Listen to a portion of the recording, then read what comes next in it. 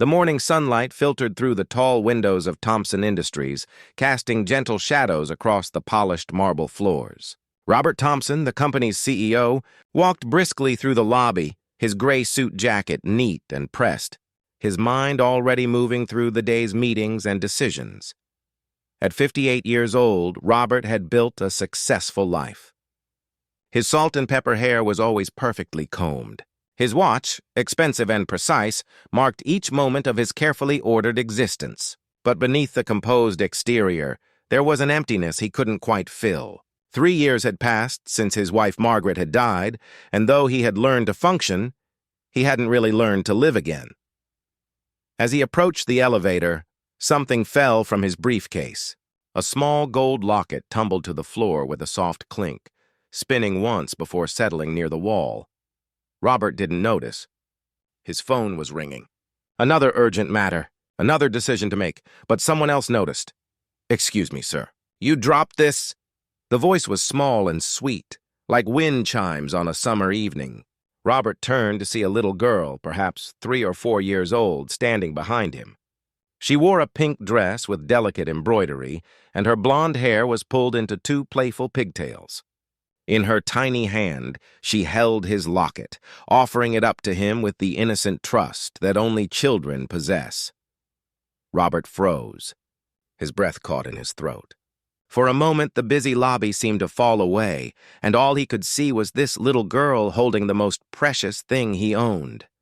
"Thank you," he whispered, kneeling down slowly to her level. His knees weren't as young as they used to be, but he wanted to meet her eye to eye. "Thank you so much."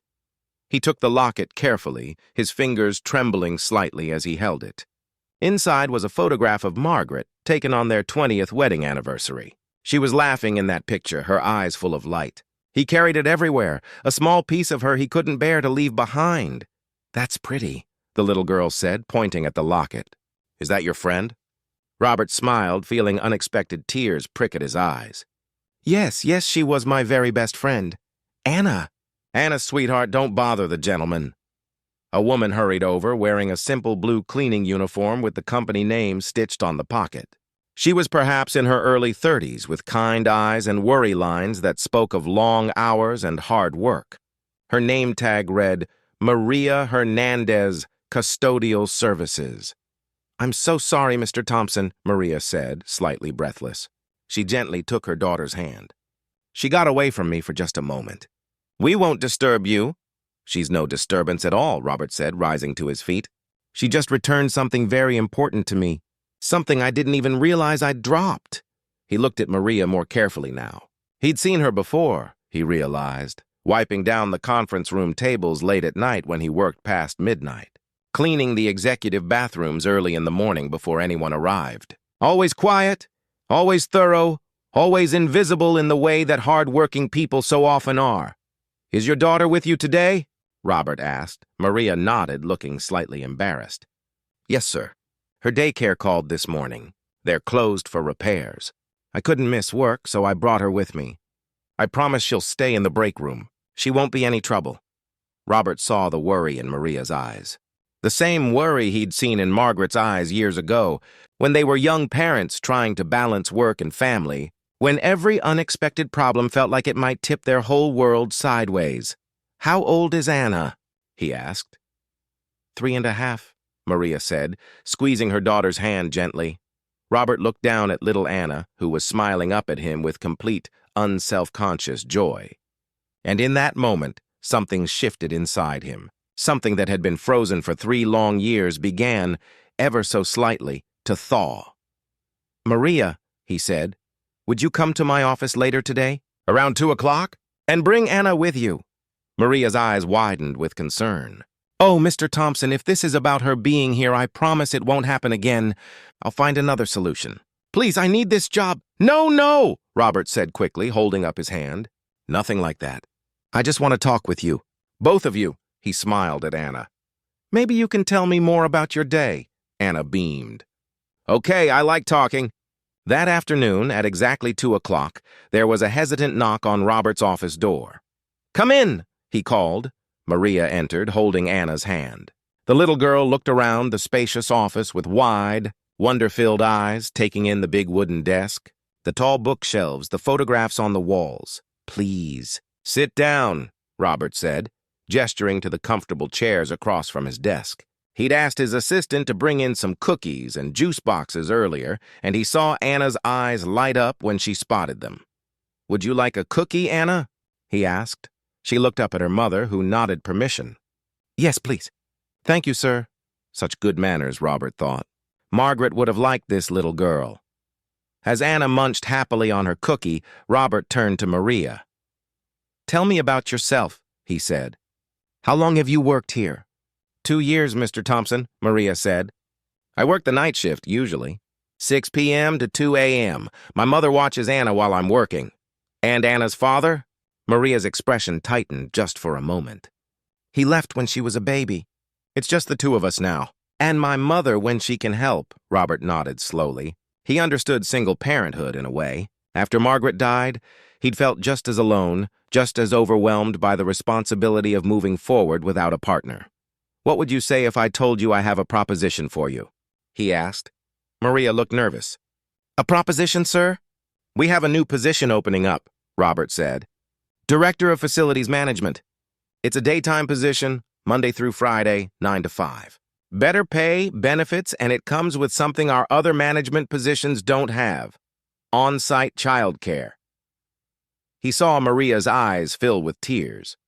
"Mr. Thompson, I'm not qualified for management. I'm grateful for what I have, but—" "You've worked here for 2 years," Robert interrupted gently. "I've seen your work. You're thorough, reliable, and respectful. You know every inch of this building. Those are the qualifications that matter most." He paused. "And you raised a daughter who stops to help a stranger pick up something they dropped. That tells me everything I need to know about your character." "But why?" Maria whispered. "Why would you do this for us?" Robert looked at little Anna, who was swinging her feet happily, humming a little tune to herself. Then he opened his locket and looked at Margaret's picture.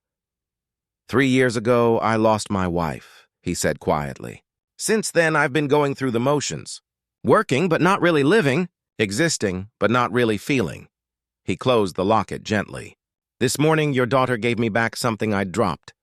But more than that, she reminded me of something I'd lost. Kindness, connection, the simple joy of a child's trust." He looked up at Maria, his eyes bright with emotion. "So maybe I'm not really doing this for you. Maybe I'm doing it for me too, because sometimes the greatest gift we can receive is the opportunity to give something meaningful to someone else." Maria wiped her eyes. "I don't know what to say." "Say you'll start Monday," Robert said with a smile. Maria laughed through her tears. Yes, thank you. Thank you so much." Anna, who had been listening with the solemn attention that children sometimes have, slipped off her chair and walked over to Robert. Without a word, she wrapped her small arms around his leg in a hug. Robert felt his throat tighten.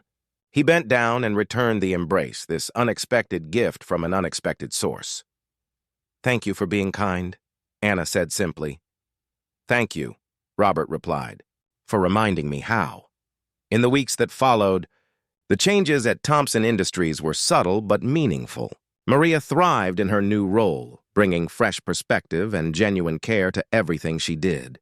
Anna became a beloved presence in the company's new child care center, her laughter echoing through halls that had been too quiet for too long, and Robert found himself smiling more, pausing more, noticing the people around him in ways he hadn't for years. He kept the locket in his pocket, as he always had, but now, when he touched it, he didn't just feel the ache of loss. He felt gratitude for love he'd known and hope for connections still to come. Because sometimes, all it takes is a small voice, saying, "You dropped this, sir," to remind us that we're never truly alone. That kindness is everywhere, waiting to be noticed. And that even in our deepest loss, there are still beautiful moments to be found. All we have to do is pause long enough to see them.